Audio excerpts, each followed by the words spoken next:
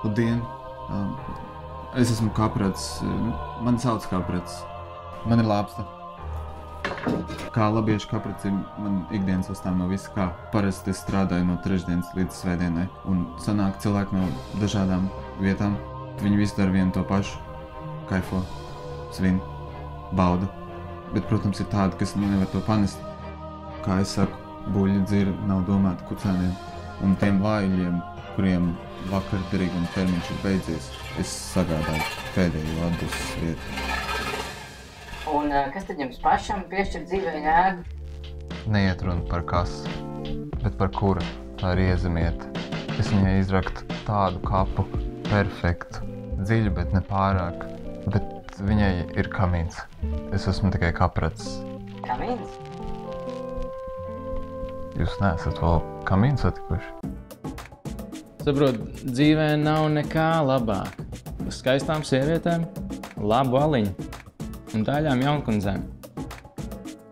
Pēc tā viss nāk uz labietu. Nu, jūs gan jau zināt, kā mani sauc. Kamīns. Es sev raksturotu kā odekolonu ekspertu, prasmīgi mīlas lietās. Man arī vienkārši patīk uzklausīt cilvēkus. Nu, sievietes. Parasti ierodos tie ap kādiem 5-6. Ieņem augstāku skatu punktu, lai redzētu, kad arī nāks dāmas. Flirtēju, runāju no sirds. Un, protams, piedāvāju nākt sasaldīties pie kamīna. Vai tad jūs neesat attiecībās ar Iezemieti?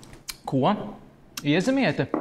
Jums tas smieklīgi liekas, jā? Nu tā paņirgāties pa cilvēku. Ziniet, kas ir? Man pietiek. Paši savu interviju taisa. Kas no... Ko es tādu pateicu? Nu, ja viņam pakaļ jums jāpabeidz interviju.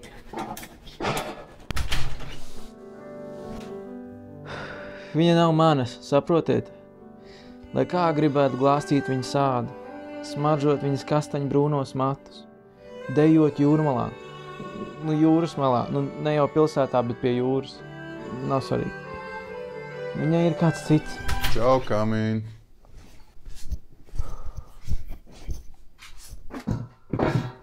A ko tu te guli? Kā vilka piemin, tā vilks klāt.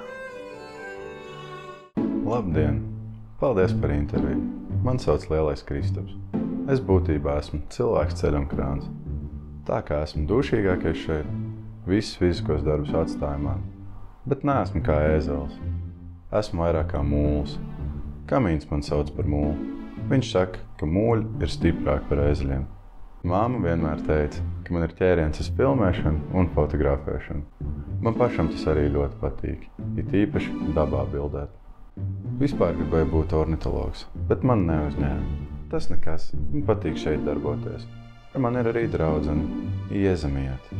Man viņa ļoti patīk, bet māma saka, tie ir tikai hormoni, ka man jākoncentrējās uz mācībām. Mēs te visi labi sadzīvojam. Esam kā viena liela, laimīga saima.